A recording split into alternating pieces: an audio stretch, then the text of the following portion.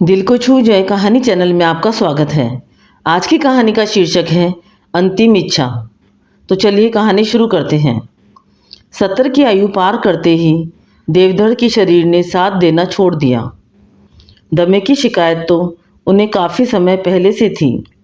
सर्दी के दिनों में जब उनकी सांस उखड़ जाती तो खांसते खांसते वे बेदम हो जाते।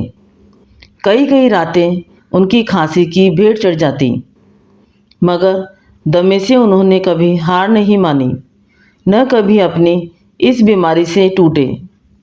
वे टूटे तो तब भी नहीं थे जब 5 साल पहले अचानक हृदय गति रुक जाने से उनकी पत्नी उन्हें हमेशा के लिए अकेला छोड़कर संसार से चली गई थी। दुख की उस घड़ी में भी उन्होंने यह सोचकर अपने मन को समझा लिया था कि जीना और मरना तो विधि का विधान है, इंसान इसमें कुछ भी नहीं कर सकता।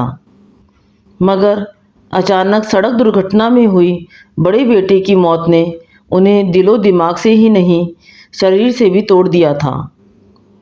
उस दिन तो वह ऐसे फूट फूट कर रो रहे थे कि किसी के चुप कराए चुप नहीं हो रहे थे। किसी की तसल्ली, किसी की सहानुभूति उनके आंसुओं को नहीं रोक पा रही थी।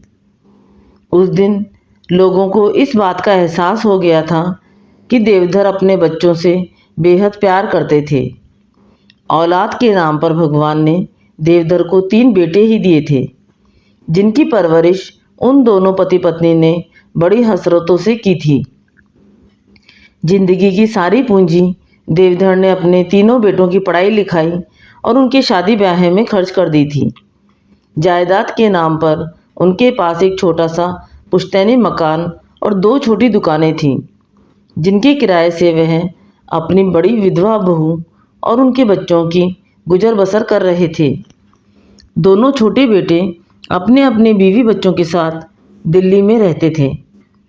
पत्नी की मृत्यु के बाद देवधर ने उन दोनों से कहा भी कि दोनों भाई उनके पास आकर रहेंगे तो अच्छा रहेगा। लेकिन उन दोनों ने दिल्ली से आने के बाद अच्छी जॉब न मिलने का बहाना बनाकर उनकी बात को हमेशा टाल दिया। माँ की मृत्यु से पहले दोनों भाई कभी कभार माँ बाप से मिलने भी आ जाते थे और देवधर को थोड़ा बहुत खर्चे पाने के लिए पैसे भी दे जाते थे। लेकिन माँ के मरने के बाद दोनों अपने पिता और बड़े भाई भाभी को भूल से गए थे। देवधर कभी उनसे न आने की शिकायत भी करते तो दोनों अपने बच्चों की पढ़ाई का नुकसान होने का बहाना बना देते, या फिर यह कहकर देवधर को समझा देते कि उनकी बीवियों को एसी में रहने की आदत है और आपके यहाँ एक कूलर भी नहीं है। उनके यहाँ घर के काम के लिए नौकर हैं और आपके यहाँ सारा काम अपने हाथों से करना पड़ता है। ऐसे में हम यहाँ आकर कैसे रह सकते हैं? फिर हम सोसाइटी वाले लोग हैं, हमारा अपना एक स्टेटस है, लेकिन यहाँ क्या है, न कोई स्टेटस और न कोई सोसाइटी। उनकी बातें सुनकर देवधर को दुख तो होता, मगर वह उस दुख को व्यक्त नहीं कर पाते और चुप रहकर मन में सोचते रहते कि मेरा ही खून होकर मुझसे ही स्टेटस और सोसाइटी की बात करते हैं। जब छोटे बेटों ने उनकी नहीं सुनी तो उन्होंने बड़े बेटे से आग्रह किया कि वह भी अच्छा भला पढ़ा लिखा है, यहाँ रहकर प्राइवेट नौकरी करके अपना और अपने बच्चों का भविष्य काला करने से तो अच्छा है दिल्ली चला जाए और अपने छोटे भाइयों की तरह खुशहाल जिंदगी बसर करे। लेकिन बड़े बेटे ने तंगहाली और बदहाली झेलकर पिता की सेवा और देखरेख करना उचित समझा। 2 साल पहले बड़े बेटे की मौत के बाद उसकी पत्नी सुनंदा ने देवधर को बहुत समझाया कि वह अपने दोनों बेटों के पास दिल्ली चले जाएं। वहाँ रहकर कम से कम बुढ़ापा तो चैन से कटेगा, अच्छी भली चीज़ खाने को मिलेगी तो आयु के कुछ दिन और बढ़ जाएंगे। यहाँ क्या है, मुश्किल से एक वक्त की रोटी मिल पाती है, वो भी रूखी सूखी, जिन्हें बूढ़े दांतों को चबाना और बूढ़ी आंतों को पचाना मुश्किल हो जाता है। लेकिन देवधर यही कहकर खामोश हो जाते कि ताने और दुत्कार की खीर खाने से तो इज्जत की सूखी रोटी भली है। समय का चक्र अपनी धुरी पर घूम रहा था। बीमारी के बिस्तर पर पड़े पड़े देवधर यही सोच सोचकर दिन ब दिन मोमबत्ती की तरह पिघल रहे थे कि सुनंदा की पहाड़ सी जिंदगी कैसे कटेगी, कैसे पढ़ाएगी लिखाएगी अपने बच्चों को। यहाँ तो मदद के नाम पर भी इंसान अकेली अबला के शरीर को भूखे भेड़िए की तरह घूरने लगता है। यही सब सोचते सोचते उनकी कमजोरी ने रफ्तार पकड़ ली। सही इलाज और दवा न मिलने के कारण खांसी 1 मिनट के लिए भी खामोश नहीं होती। खांसते खांसते फेफड़े दुखने लगते, आंखें बाहर को निकल आती। सुनंदा मन मसोस कर और छटपटा कर रह जाती। बेचारी कर भी क्या सकती थी। उसके पास पल्ले कुछ होता तो कुछ करती भी। दुकान के किराएदारों से भी काफ़ी कुछ एडवांस में ले चुकी थी।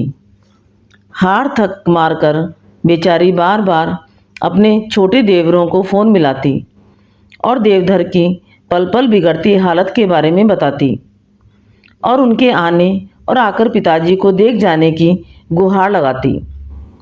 लेकिन उन दोनों में से किसी के ऊपर कोई असर न होता। दोनों कोई न कोई बहाना बनाकर उसे टाल देते। जिंदगी और मौत से जूझते हुए देवधर को एक दिन अचानक ऐसी खांसी उठी कि उसने थमने का नाम ही नहीं लिया। सुनंदा कभी अपने ससुर को गर्म पानी करके पिलाती तो कभी उनकी पीठ मसलती, मगर खांसी ने अपना जोर कम नहीं किया। सुनंदा की समझ में नहीं आ रहा था कि वह क्या करे, अपने ससुर को कैसे तसल्ली दिलाए। डॉक्टर भी सुनंदा की मजबूरी को सुनते सुनते ऊब चुके थे। कोई भी उसे उधार दवा देने के लिए तैयार नहीं था। आखिरकार वही हुआ जो होना था। खांसते खांसते देवधर के मुंह से खून का फव्वारा छूटा और वह हमेशा के लिए खामोश हो गए। सुनंदा के हाथ से जैसे जिंदगी खिसक गई। कुछ पल के लिए तो वह ऐसी हो गई जैसे वह अपनी सुध-बुध खो बैठी हो। फिर उसने अपने आप को संभाला और चिर परिचितों को अपने ससुर के मरने की सूचना दे डाली। सूचना मिलते ही सभी नाते रिश्तेदार आ गए और देवधर के अंतिम संस्कार की सभी तैयारियां भी पूरी कर ली गई। लेकिन देवधर के दोनों छोटे बेटे और उनकी बीवी बच्चे दिल्ली से अभी तक नहीं आए थे। सभी को उनका बेसब्री से इंतजार था। लंबी प्रतीक्षोपरांत दोनों बेटे अपनी अपनी कारों से आ गए। उन्हें देखकर उनके दूर के चाचा ने कहा, बेटा, हम सब तुम लोगों की ही राह देख रहे थे, इतनी देर कैसे हो गई? चाचा जी, दिल्ली कोई 10 कदम पर तो है नहीं जो छलांग लगाते ही आ जाते। इतनी दूर से आने में देर तो लगती ही है। फिर मरने वाला तो मर गया, उसके चक्कर में अपना बिजनेस थोड़ी ही छोड़ दिया जाएगा, उसे भी देखना पड़ेगा। मंझले की बात पूरी होने से पहले ही छुटका एकदम झल्लाकर बोला, ओह चाचा जी, अब इन सब बेकार की बातों में वक्त बर्बाद करने से कोई फ़ायदा नहीं है। जो करना है जल्दी करो, क्योंकि हमें वापस भी जाना है। तो क्या तुम दोनों आज ही चले जाओगे और बाकी के संस्कार? चाचा जी ने आश्चर्य से पूछा तो मंझला झुंझलाकर बोला, चाचा जी, हिंदू रीति रिवाज और परंपरा के मुताबिक हमारे लिए पिताजी को मुखाग्नि देना जरूरी था, वरना हमारे पास तो सांस लेने की भी फुर्सत नहीं है। मंझले की बात सुनकर सुनंदा ने कहा, देवर जी, आप लोग परेशान मत होइए। अगर आप लोगों के पास फुर्सत नहीं है तो आप लोग वापस दिल्ली चले जाइए और अपना काम धंधा देखिए। वैसे भी पिताजी की अंतिम इच्छा के मुताबिक उन्होंने मुखाग्नि देने का भी अधिकार आप दोनों को नहीं, मुझे दिया है, इसलिए यह काम मैं कर लूँगी। आप लोग जाना चाहें तो जा सकते हैं। सुनंदा की बात सुनकर वहाँ खड़े सभी लोग भौचक्के रह गए और उसका मुँह ताकने लगे। मैं ठीक कह रही हूँ देवर जी, अगर आप लोगों को मेरी बात पर यकीन नहीं हो रहा है तो वकील साहब खड़े हैं, यह खुद आप लोगों को बता देंगे कि पिताजी की अंतिम इच्छा क्या थी। सुनंदा के कहते ही पास खड़े वकील साहब ने सबको संबोधित करते हुए कहा, सुनंदा ठीक कह रही है। देवधर जी ने मरने से कुछ ही दिन पहले अपने पूरे होशो हवास में अपनी वसीयत लिखवाई थी, लेकिन यह वसीयत पढ़ने का समय नहीं है। फिर भी मैं वसीयत पढ़कर सुना देता हूँ ताकि आगे के लिए आप लोगों में कोई विवाद न रहे। कहकर उन्होंने देवधर द्वारा लिखवाई वसीयत को पढ़ना शुरू किया। मैं देवधर वल्द लीलाधर अपने पूरे होशो हवास में अपनी वसीयत लिखवा रहा हूँ। इसमें किसी ने मुझसे कोई जोर ज़बरदस्ती नहीं की है, न ही यह वसीयत किसी के दबाव में लिखी जा रही है।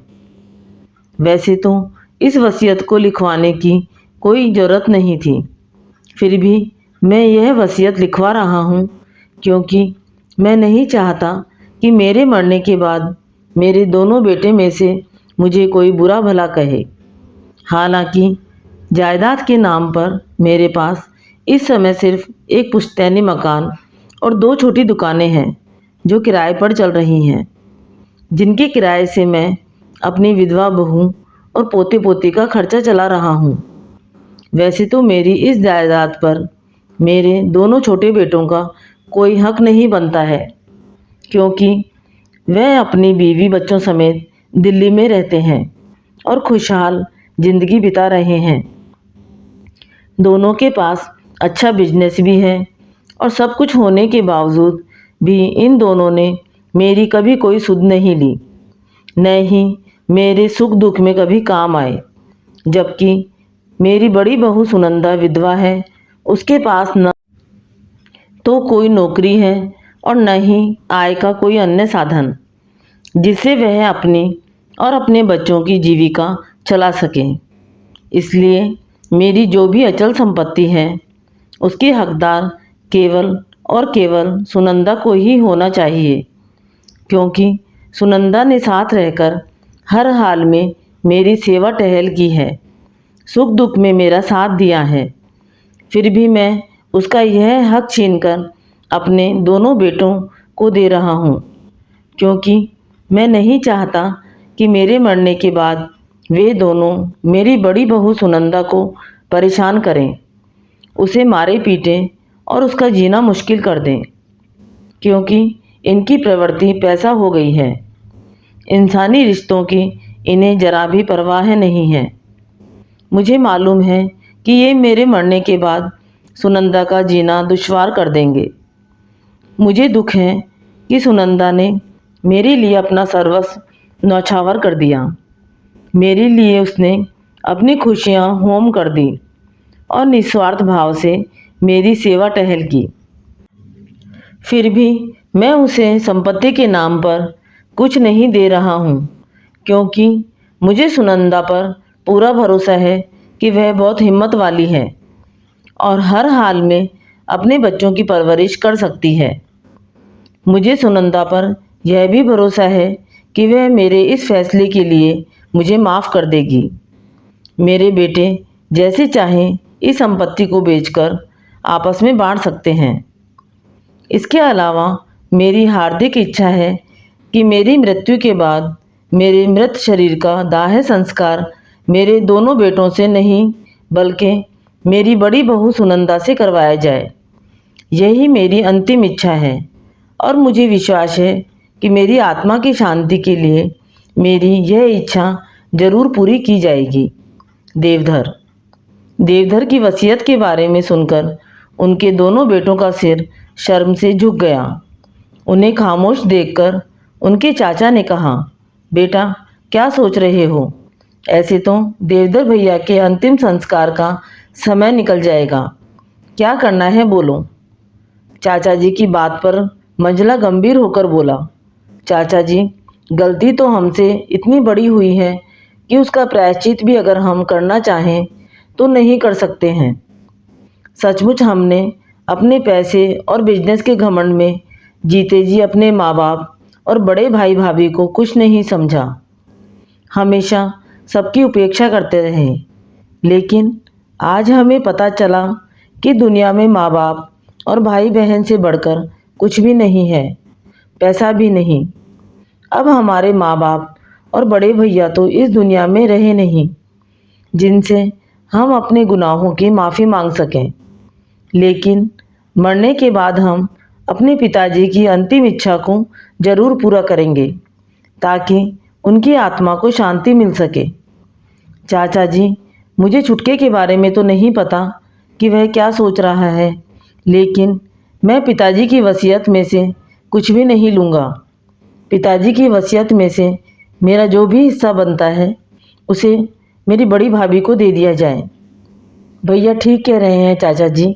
पिताजी ने हमसे मुखाग्नि देने का हक छीनकर हमें यह एहसास करा दिया कि वास्तव में हमसे बहुत बड़ी भूल हुई है। जीते जी हमने अपने माँ बाप की सुधि नहीं ली। हमारी वजह से उनका दिल दुखा। हम इस लायक नहीं हैं कि हमें माफ़ किया जाए। हम सुनंदा भाभी के भी गुनहगार हैं। उनके बुरे वक्त पर भी हमने उनका और उनके बच्चों का ख्याल नहीं किया, जबकि भाभी ने आर्थिक और मानसिक तंगी को झेलकर भी हमारे माता पिता की सेवा टहल की। मुसीबत के दिनों में भी उनका साथ नहीं छोड़ा। आखिरी सांस तक पिताजी का साथ दिया। हम भाभी के इस ऋण को कभी उतार नहीं सकेंगे। मेरी भी यही इच्छा है कि वसीयत का मेरा हिस्सा भी भाभी को दे दिया जाए, जिससे उनकी और उनके बच्चों की परवरिश होती रहे। ये कहानी यहीं पर ख़त्म होती है। आपको ये कहानी अच्छी लगी तो कहानी को लाइक व शेयर करें। चैनल पर नए हैं तो चैनल को सब्सक्राइब करें। कहानी सुनने के लिए धन्यवाद।